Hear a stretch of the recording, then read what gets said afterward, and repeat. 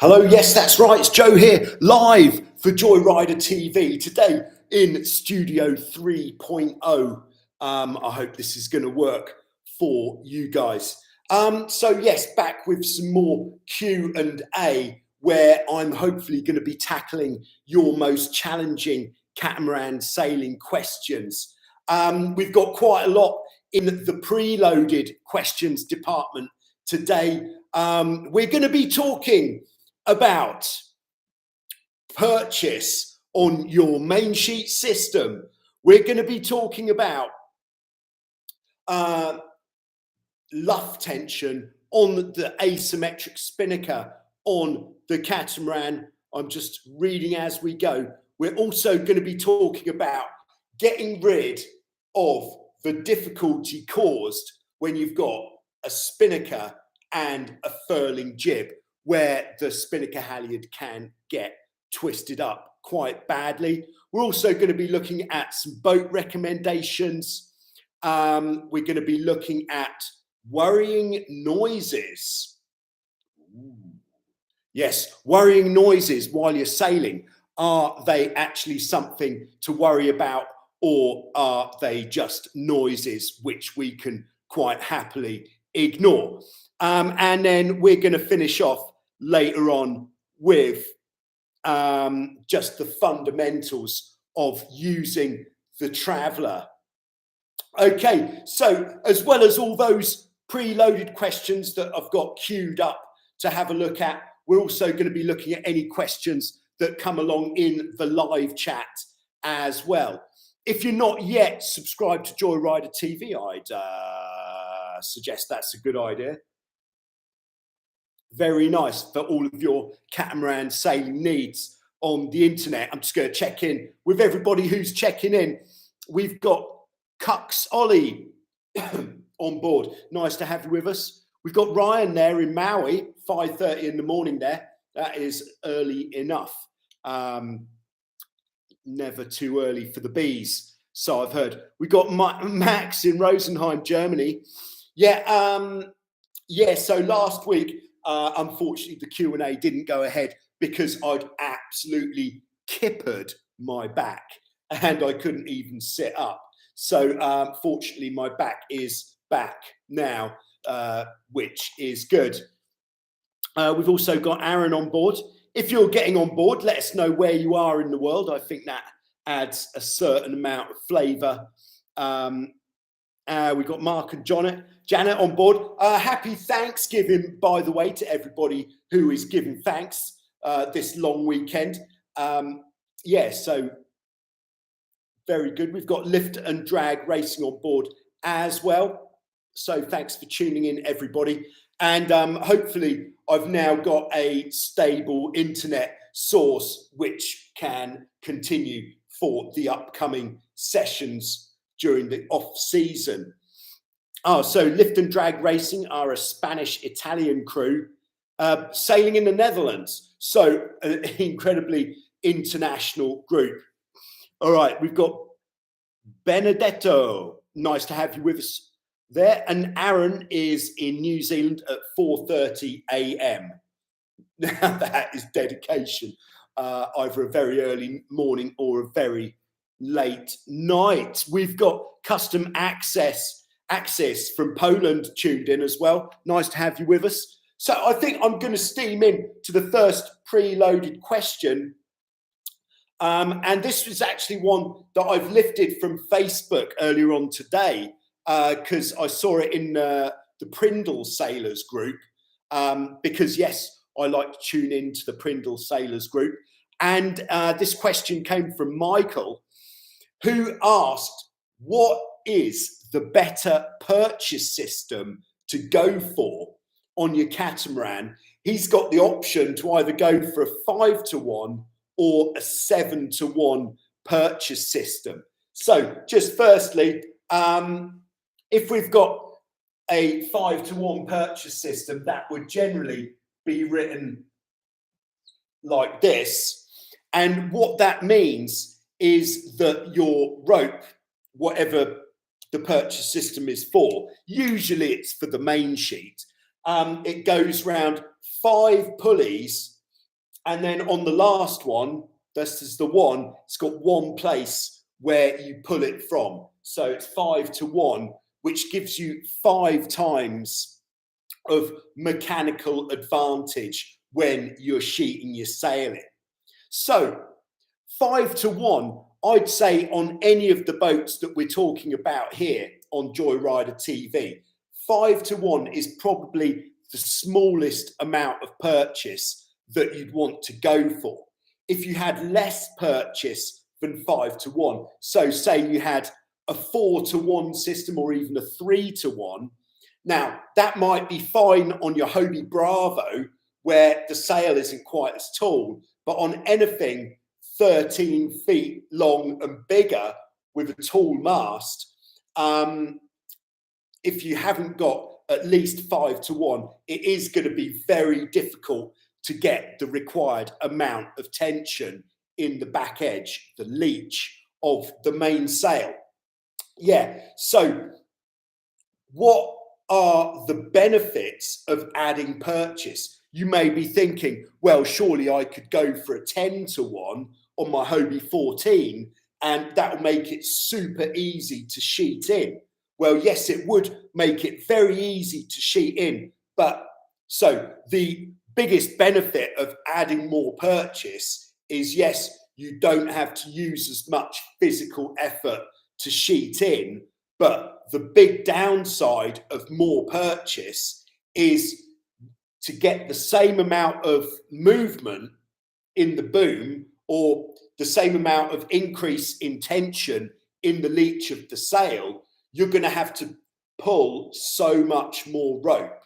So if you had a 10-to-1 purchase system on your Hobie 14, you would need probably, I'm just guessing here, but probably about a third more rope in total, which means when you have the main sheet in tight, you will have so much rope on the trampoline, probably in the water, everywhere.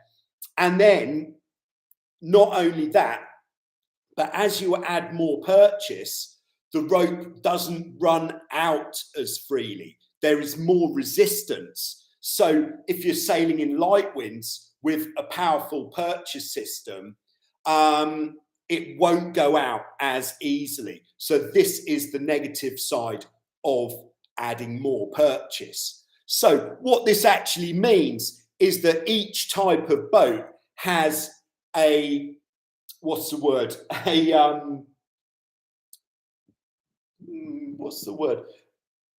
Has the correct amount of purchase. Optimal, that's the word I was looking for, has the optimal amount of purchase which is for that boat. So such as a Hobie 14 or a Hobie 16, Prindle 15, Prindle 16, the optimal amount of purchase is a 6-to-1. This is very, very standard on boats with a mast of this kind of length.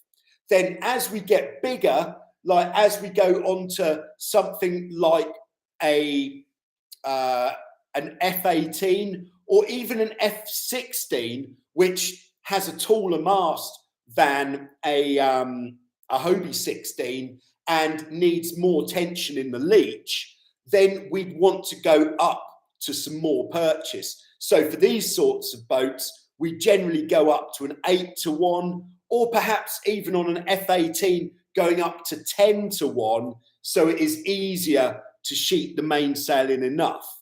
Now, what that does mean is if you're sailing in a heavy wind and you want to let the main sheet out for a gust, you will have to let out more rope to deal with that gust than you would if you had less purchase. So there we go. I hope that sheds some light on purchase systems as you go up in the amount of purchase. So if you're sailing a Tornado with a 12-to-1 purchase system, then it does mean you need thinner rope running through the blocks, because if you're using like a 9 or 10 mil rope with a 10-to-1, 12-to-1 purchase system, when you let the main sheet out, it's not going to run out very freely. So there you go. that is what I think about the purchase system. Also, on your purchase system, to make it easier, you should have a ratchet block. So this is quite important to consider. So if this is the bottom block here, where if you would generally be split into 3 pulleys, which your rope is going around, and then from the middle pulley, that would go to your cleat. Then on that middle pulley, it should be a ratchet block where there's like teeth on that pulley, and that pulley will only run one way, which means when you are sheeting out the rope, it won't be pulling quite as hard. Very important to have that as an option. All right, back to the live chat. Who else have we got on board? We've got Kevin on board. Nice to have you with us, Kevin, in Illinois, USA. Very nice. All right, we've got the E-Town, Eric. Sorry, Eric's on board in Melbourne, Florida, USA. Nice to have you with us. Good morning once again to Ryan in Maui. He's up with the bees. I hope everybody is admiring Ryan's custom MOG with the NACRA 500 there. Okay, we've got Hanny on board. Hello, Hanny, in the Netherlands. Who said, perhaps I missed your explanation about Studio 3.0. Yes, it's a good question. One of the reasons why last week I had absolutely kippered my back is because, yes, I have been moving house. I do move house from the summer to the winter every year, but this year we're moving house permanently into the next village to Vasiliki on the island of Lefkas, and there has been a lot of box removal, but I am still in limbo as the new house does not yet have electricity. So once the power's on, I'm also making Studio 4.0, which is going to be the final studio, hopefully, for some time. So that is why I'm in Studio 3.0 at this time. All right, we've got Rich on board in Mallorca, who says, I've got that weirdo inflate. Oh, yes, the inflatable catamaran called Blowby, which we saw quite some time ago on Show Us Your Cat. That is a cool looking boat.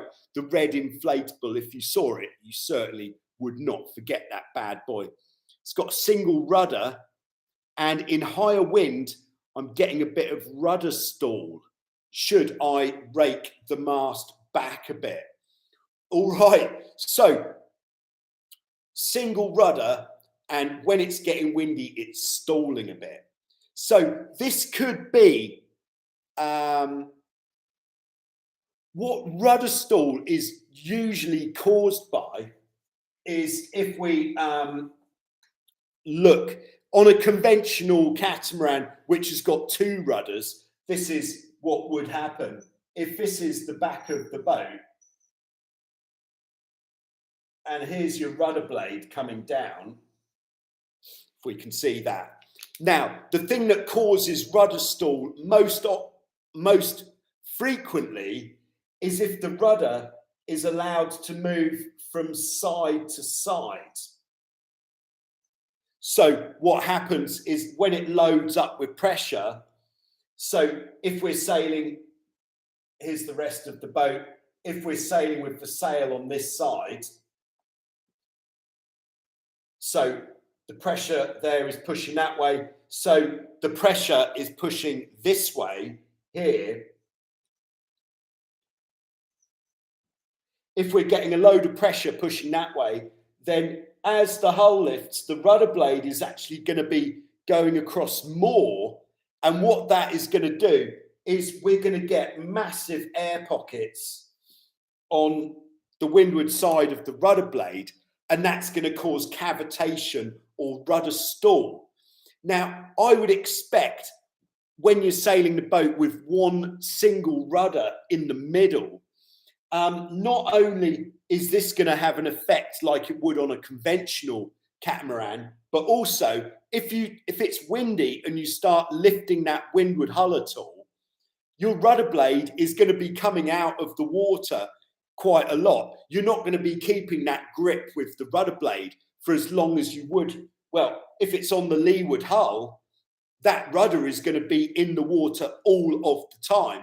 Whereas if you've just got one rudder in the middle of the boat, that's going to start coming out of the water as you fly the hull. So, yeah, you've got to sail the boat more flat than you would with a conventional catamaran with two rudders. So number one, I would say sail the boat flat.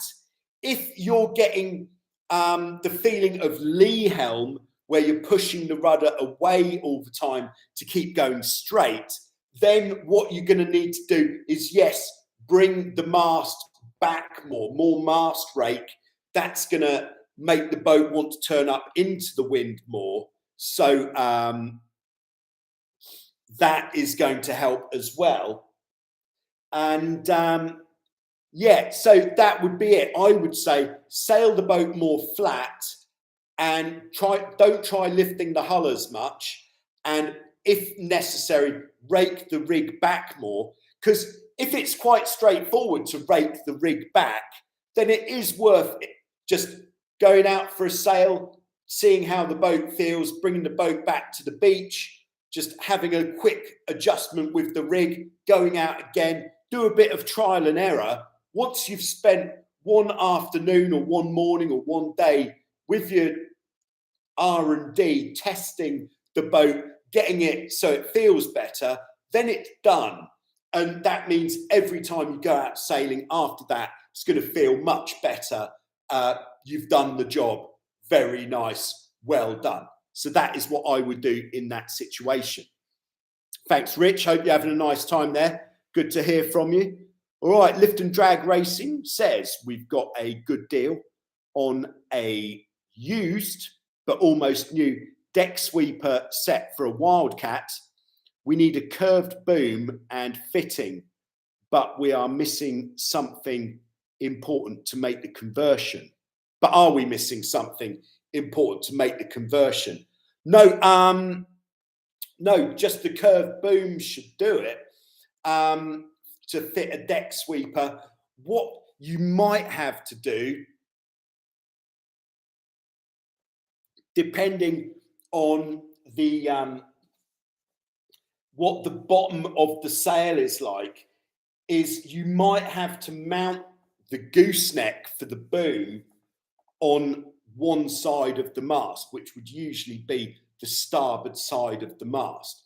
Usually, traditionally, the gooseneck fitting on the mast is central and it goes over both sides of the sail.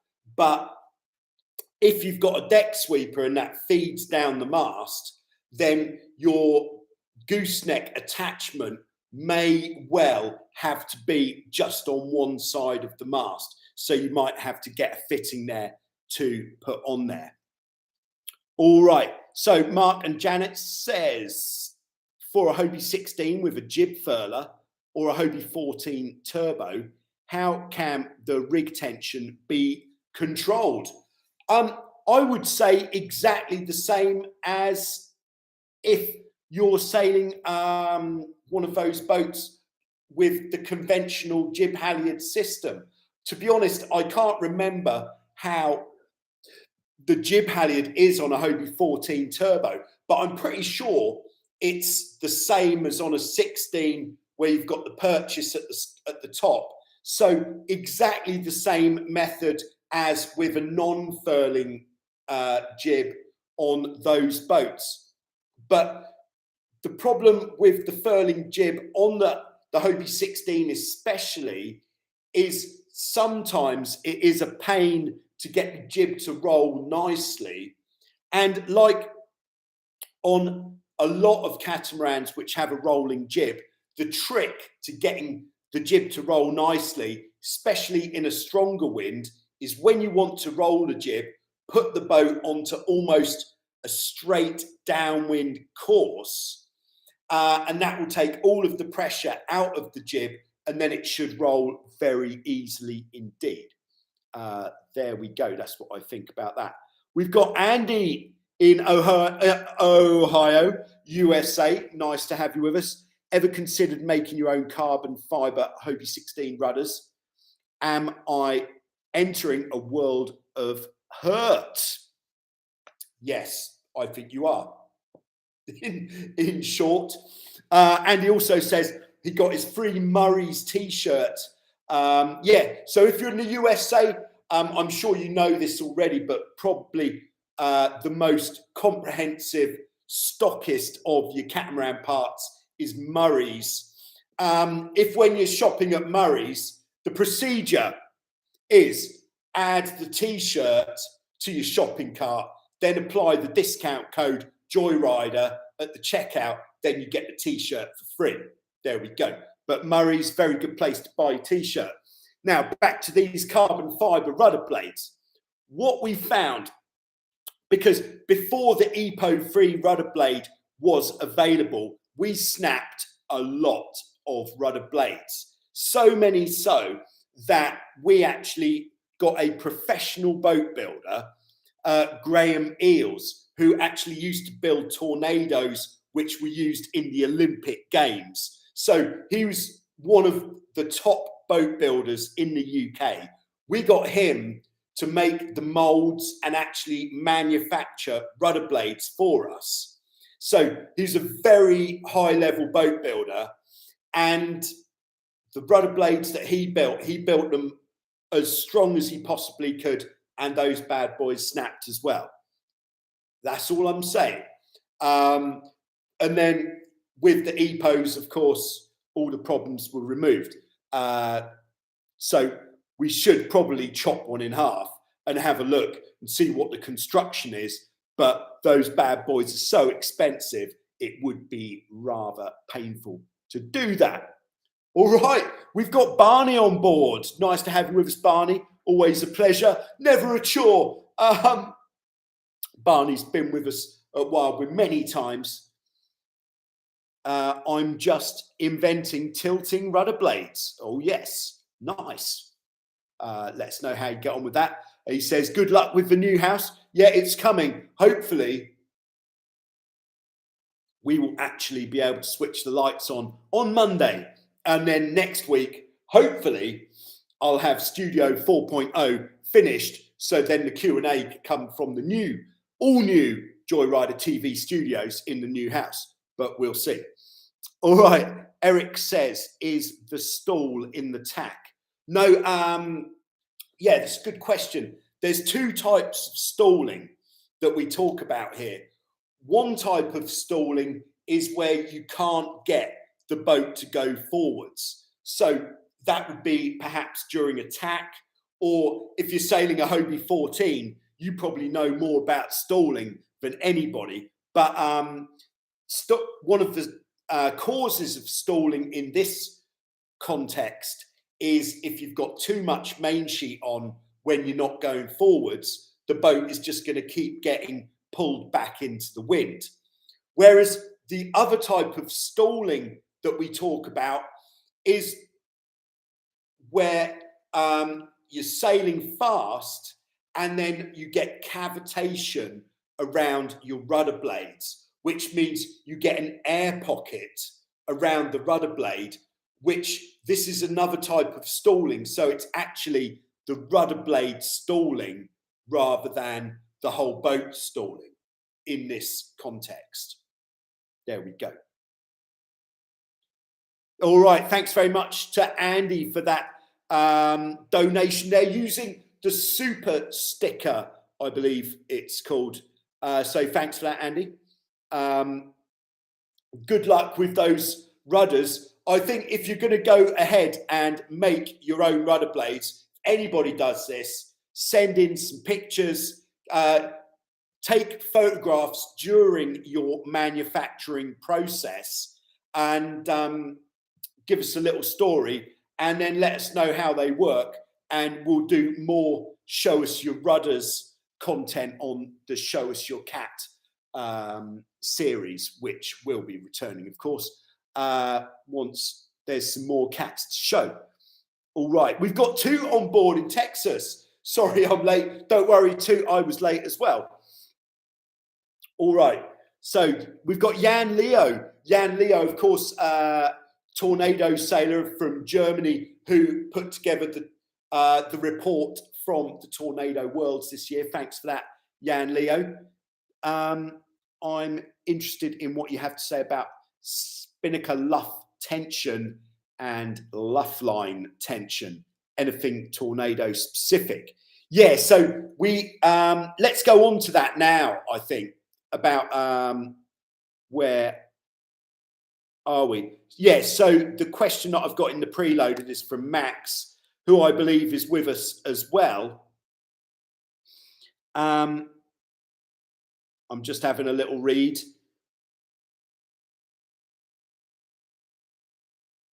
All right, so the first part of Max's question is actually what you have on a catamaran with a spinnaker, the bigger ones. I think on a Hobie Dragoon, for example, you don't have this because there's not so much power going through from the spinnaker.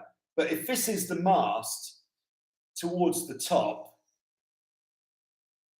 then what you have to stop the mast rotation being affected by the pull from the spinnaker. So if this is the actual block which the halyard goes through, then what you would have is some kind of, on the older Hobie Tigers, you actually have a stainless steel rail that runs around the mast there. But on the more recent boats and the modern boats, the Tornadoes, F-18s, you'd have a rope going through there and then a block on that rope like that. So then the spinnaker halyard would go up under the rope, then around the block, back down through there, and then down to the boat where you would pull it up.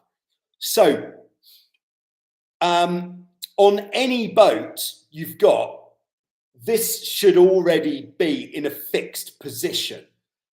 This isn't something that you would generally choose to change the position of. If it's an older boat and you've got a stainless ring running round, then that would have been put on in the factory, unless somebody's retrofitted a spinnaker to, like, say, something like a Hobie 18 Classic, and they might have put this ring on too low down. But if it is something like an F-18 or an F-16 or a Tornado, okay, I am still here. I'm just having some sort of power cut type thing going on. All right, this is fun. And we're in the dark again. Okay, yes, that's right. We're in the dark. Just see if I can do something about being in the dark. Oh, yes. And we're back from the dark. Thank you very much. Didn't see that coming. Yeah, so Max's question was, his luff on his spinnaker seems way too loose. So rather than looking at the top of the mast for where that looseness is coming from, what you want to do is look at the height of your spinnaker pole. Now, this is something we talked about last time, I think, but we'll go through this again. This is for Jan Leo as well with the Tornado. Is how should we draw this? If this is our boat, we've just got a square hull. This is our mast. Bad picture. Take your time. This is the bowsprit. There's the block on the bowsprit. There is that rope that we just talked about with the block on there.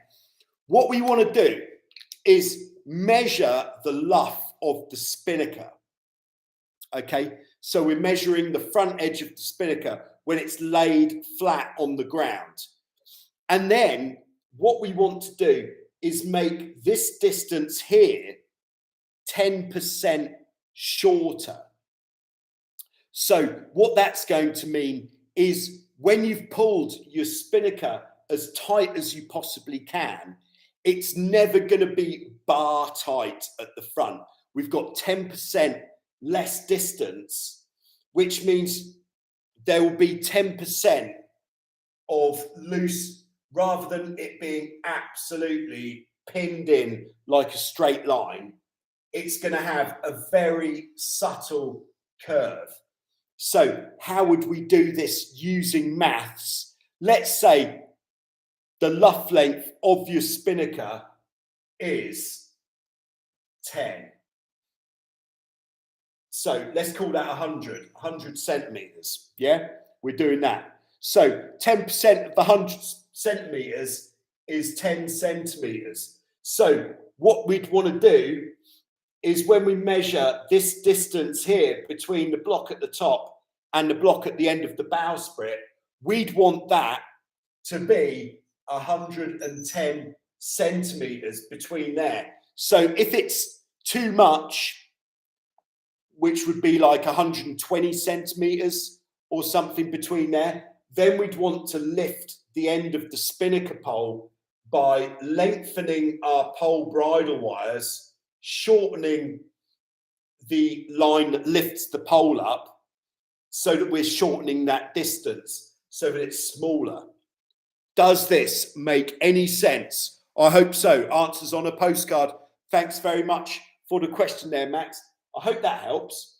So 10% less than the luff of the spinnaker. There we go. All right, so back to the live chat. Thanks for your question, Max. Always a pleasure.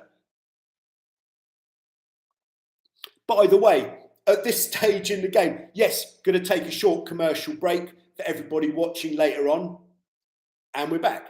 Yeah, you may have noticed, what is this rather lovely looking t-shirt you've got on today, Joe? Yeah, you have noticed correctly. This is the brand new design in the TotalJoyrider.com online store. This one I've called Tequila Sunset.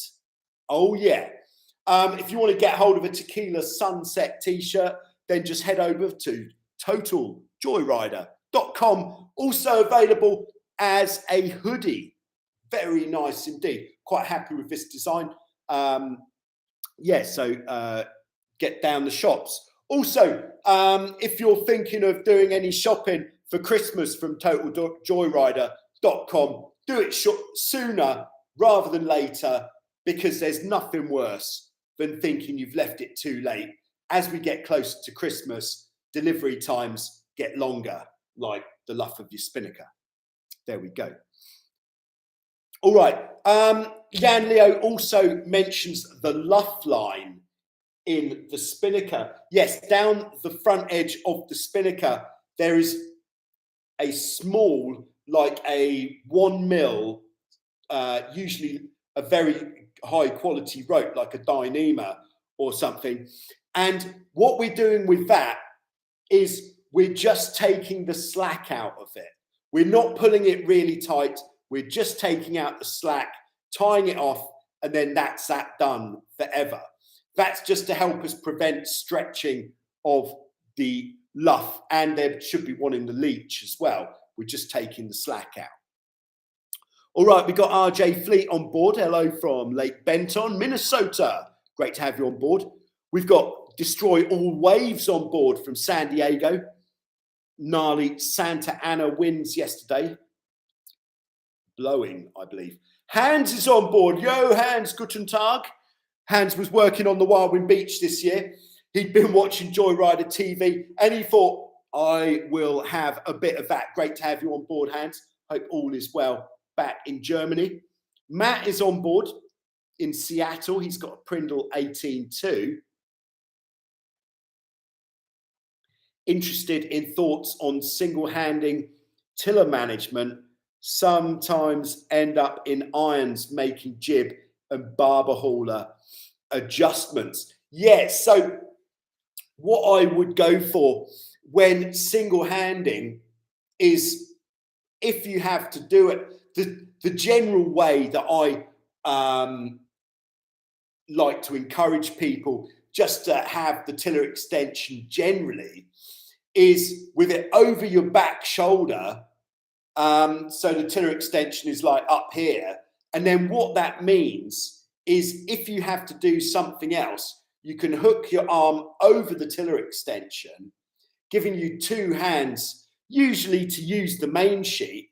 But if you had to adjust the jib or the barber haulers, anything like that, what I would do is put the main sheet into my stick hand. If it's windy, I would have it either eased off or uncleated, but in the stick hand, so then you can ease it if necessary. And then really pay attention to the steering while you're doing other jobs on the boat. And then you've got a free hand to adjust the jib, adjust the barber haulers, that kind of thing. Yeah, so the main thing is, whenever you're doing any jobs on the boat, if you are sailing along, if you're not parking your boat so that you can tie your shoe or something, then always, first thing to focus on is where are you going? Always focus on your steering whenever you're doing anything. So your first focus should be on the steering, looking where you're going. Secondary focus should be on what it is you're actually doing. So it's the focus which is the most important thing, and that is what's going to stop you from ending up in irons again. Hope that helps. All right, Eric says Studio 3 is non-electric. Oh yeah, had a bit of a blackout there. All right, Rich is going to give that a go. Oh yeah, with the Blowbee. All right, very nice. So on to our next preloaded question. Thanks for tuning in, everybody.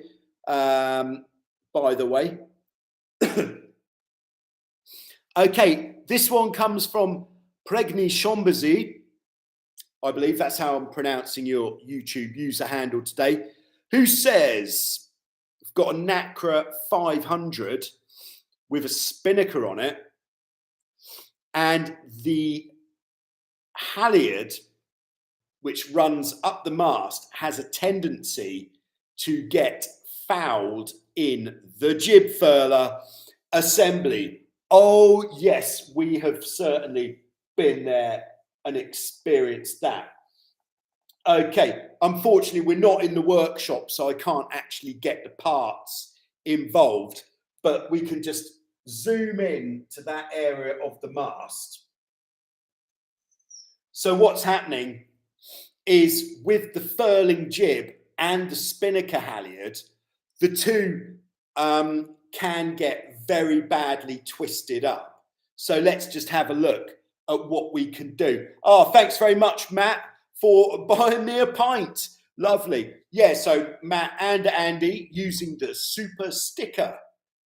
Super stickers. If you want to, if you think the information here is valuable, please feel free to hit that super sticker button, and all proceeds from these super stickers will either be going on either a new computer for Joyrider TV, because my laptop is struggling these days, or a pint, whatever seems to be more important at the time, of lager probably. But thanks very much. All right, so let's put in the top of our jib, which would be like here. So this is the jib. Is that okay? Mast, jib. Yes. And then on the top of the jib, if you've got a furling jib, what you would usually have is a swivel, which would be something like that. And then from the swivel, that would go up to the part of the mast that we call the hounds. The hounds is the fitting where all of the rigging attaches. So that would be the fitting that goes onto the mast just there.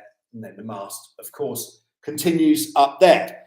Now, what is happening in this situation is the spinnaker halyard, if it's not kept under tension, this is what happens a lot, is if it's a little bit loose and it touches this part, then when the jib rolls, the halyard can actually get rolled in to the jib, which is nothing short of an absolute pain. So, yeah, the first and most obvious cure, which Pregney actually said in the question, was he does try to keep his spinnaker halyard tight when it's not being used, but it's not always possible. So what we're going to do to help this situation is we're going to use elastic shock cord. So what I would do is, if we've got the shrouds as well, which come back like this on both sides, so we've got the shrouds and the forestay, then you can do quite a lot here, and it really does help. Is we'll tie one end of the shock cord. Hold on. All right, Blue has given up, I'm afraid. We're going to tie one end of the shock cord here, then we're going to run the shock cord around the forestay, just above the furler, so the shock cord doesn't get twisted up, and then to the other side and onto the shroud on the other side. Now, the bit of the spinnaker halyard that just runs up the mast like this bit should be okay. But it's the bit that runs down and ties onto the spinnaker, which is the part which is most likely to get caught up when you're furling the jib or sailing along. We can also, of course, just put as much tape as is feasible on the furler, or you could get inventive with it. And what I'm a big fan of is using old bits of bicycle inner tube wherever I can. So if this happens to be the right size, to put a bit of bicycle inner tube on, and we can cover some of the clevis pins or split rings, but it still works, then that is well worth having a look at as well. So there we go. All right.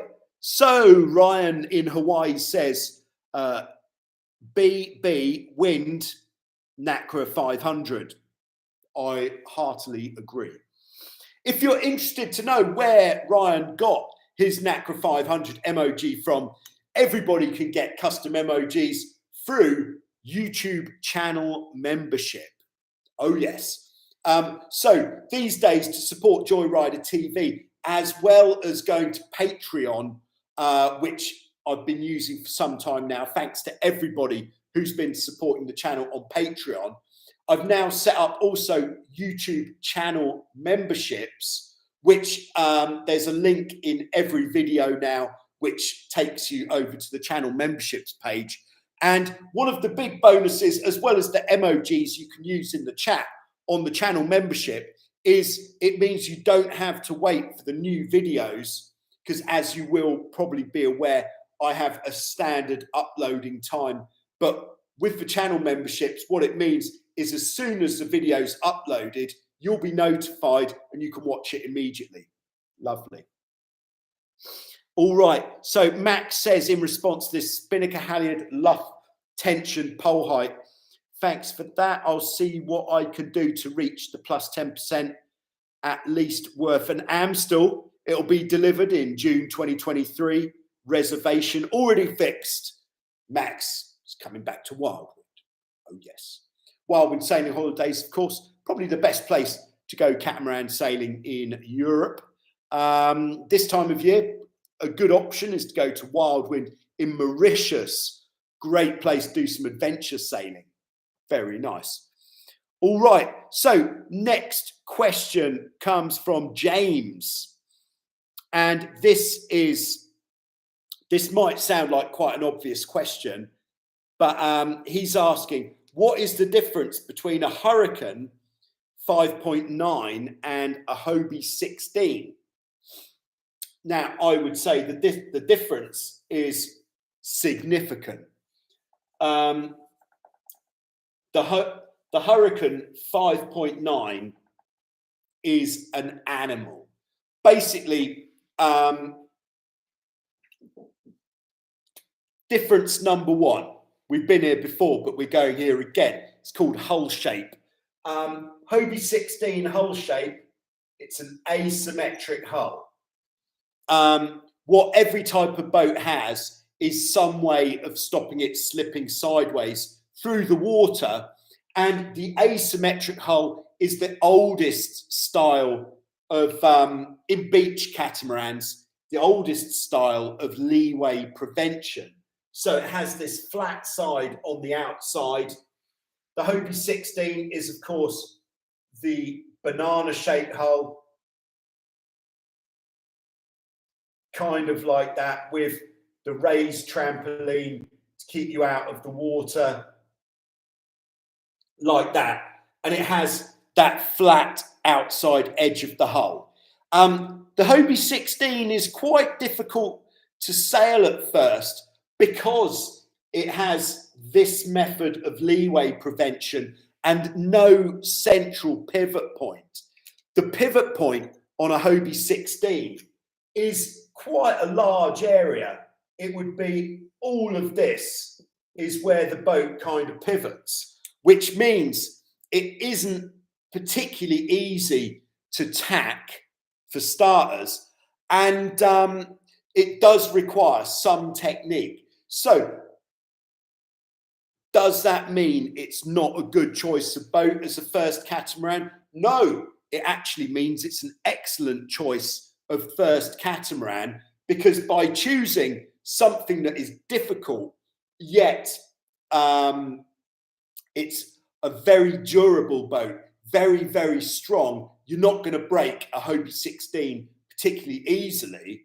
It means you're going to learn really good technique from the start, and that is very valuable when you're learning sailing. So the difference with the Hurricane 5.9 is it has a symmetrical hull like this, and then it has centerboards.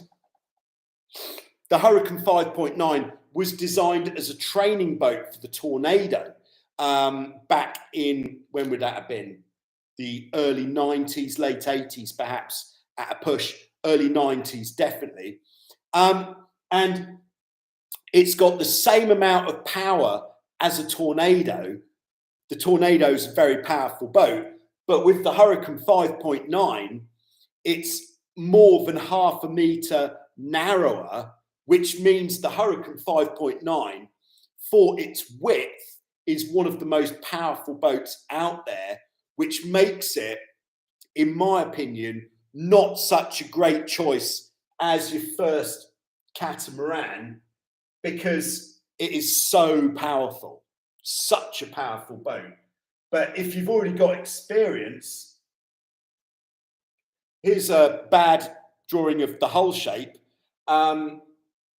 Sorry, we're not quite in. There we go. And there we've got centerboards. And the thing here is, on these types of boats with centerboards, they are actually in many ways easier to sail because it's just got that central pivot point, which means when it comes to tacking and getting going, it's very easy. But with the Hurricane 5.9, because it's so powerful, you might find it quite intimidating, and it is a big boat. So when you capsize, there's a lot of boat there. You're much better off as an early choice with the Hobie 16. There's, of course, a lot of other choices of catamaran to go for. But there we go. I hope that helps. All right. So we've also got Ballas, who has come up with a few questions. One of them, and this is the first one, is he's got a Hobie 16, and when he's sailing, He says he's hearing quite a lot of noise coming from the pylons. Now, I would say it's quite difficult to identify exactly. I tell you what, Studio 3 is not doing very well with the drawings today. Let's see if we can salvage this somehow.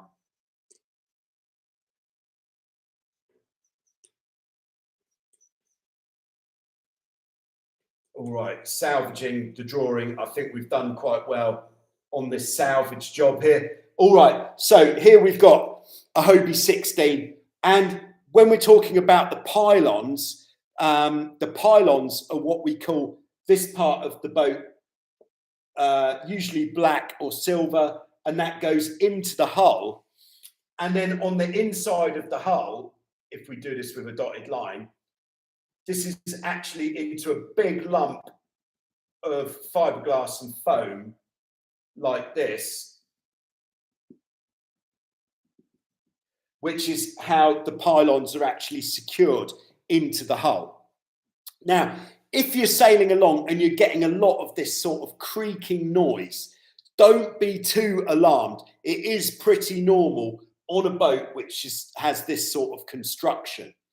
A lot of the time, the creaking noise will actually come from between these parts, which we call the castings, and the pylons themselves. So a good way of getting rid of this noise, and yes, it is going to require a bit of work, is actually to dismantle the boat completely, clean the castings and the pylons, and then put some fresh waterproof grease in between the two parts, and that means that most of that noise will go.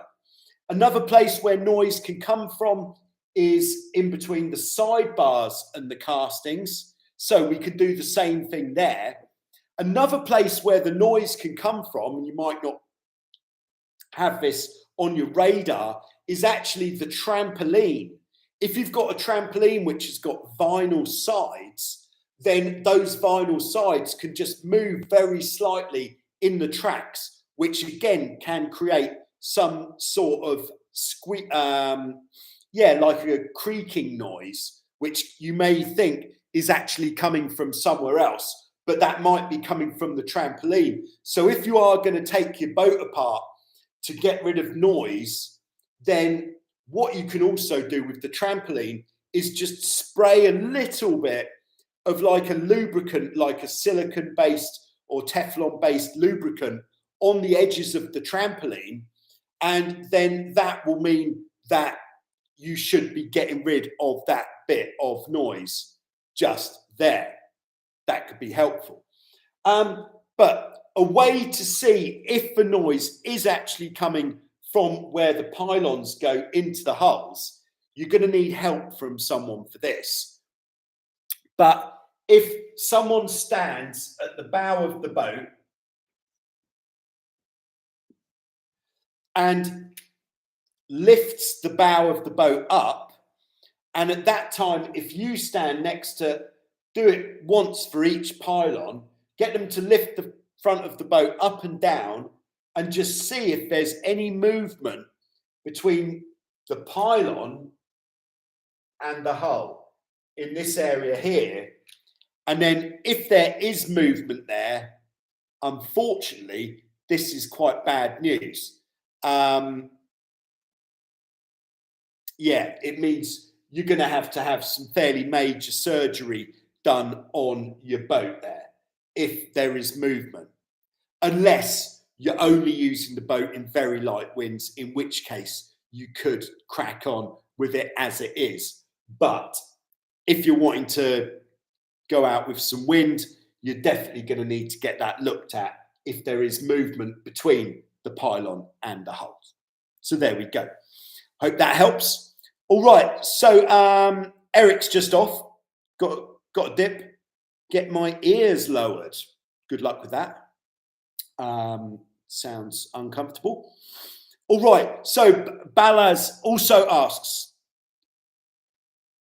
I after watching many videos and Q&As, I'm still not completely sure of the point of using the traveller.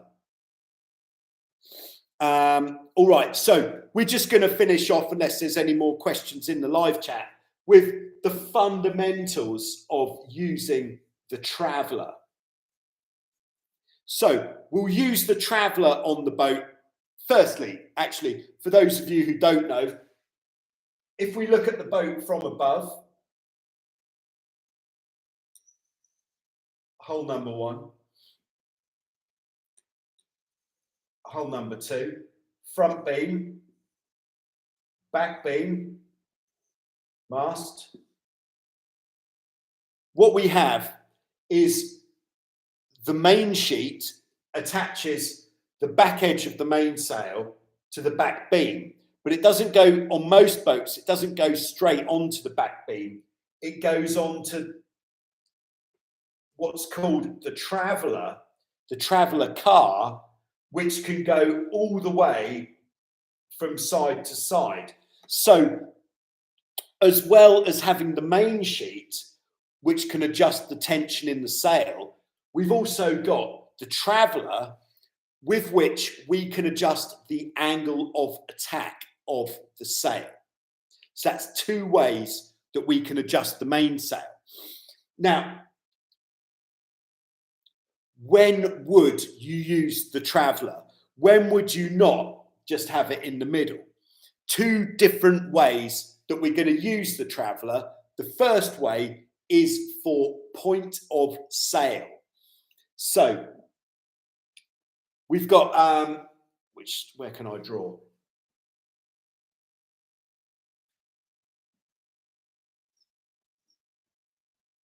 Point of sail is basically what we're calling the angle of the boat in relation to the wind. That doesn't work. All right, so if this is the wind, okay, so generally speaking, if we're sailing as close towards the wind as we can, which we call upwind, then we want to have the traveller completely in the middle. This is very generally speaking. If we're sailing across the wind like this on what we call a beam reach, then we wouldn't have the traveller halfway out, not quite. We'd have it eased, let's say generally speaking, and we've got this reference point on the trampoline, which is our toe straps.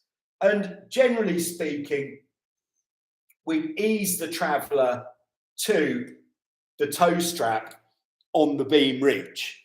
This is so that we're keeping the actual angle of the mainsail to not the true wind, but the apparent wind. This is the wind that we're actually using on the boat, consistent at all times. So on a beam reach, traveller at the toe strap or just a little bit further in. And then when we're sailing on a broad reach, which we also call downwind, then we're not going to put the traveller all of the way out, but what we'll do is we'll have it about halfway between the toe strap and the outside limit, like that. So that is how we use the traveller for points of sail. Now, letting the traveller out for point of sail isn't going to make you sail slower. It's not like traveller in the middle, you'll always go faster. One thing that slows the boat down more than anything is having the sail in too tight. So we're trying to have the sail in exactly the right spot at all times. Using the traveller is a great way to do that. The second way we'll use the traveller, and this is only really for upwind and the beam reach, is if it's windy, so you're constantly having to let main sheet out to stay in control of the boat and not capsize, it is much more efficient, rather than letting the main sheet out like that all of the time, to let the traveller out so you can still sail with the main sheet fairly tight. And then with the traveller eased, we'll then work with the main sheet from that position. the main sheet is always the piece which is going to stop you from capsizing. But with the Traveller, you can basically make it a lot easier to work with. And because it's a lot easier to work with, you'll actually end up going faster. There we go. So use your Traveller. All right. Right, we've got Ryan in Maui who says, I'm rehabbing a Hobie 14 that I found. Where do the jib blocks attach for the turbo setup? There is tang metal tab on the sidebar, but only on one side.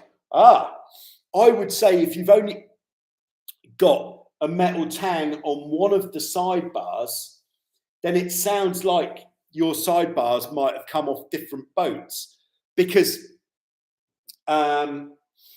there is generally on the sidebar of a Hobie 14 about, what would it be, a quarter of the way back from the casting, if that's the casting there, rear casting. So about here, attached to the sidebar, there would be a tang like that, and that should be on both sides. If you don't have one on both sides, then maybe you need to, I think you will need to fit one on the other side.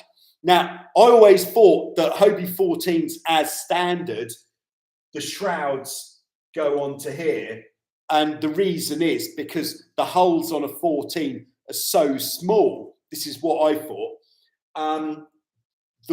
If you had it going into the hull, like on a 16, like here, when it's on the leeward side, it would drag in the water. I thought this sounded pretty good, but apparently not. People are now more keen to put the shrouds to the hulls, like on a 16. But this isn't answering the question, is it, Ryan? No. Where do the jib blocks go? Well, if we draw the boat from above,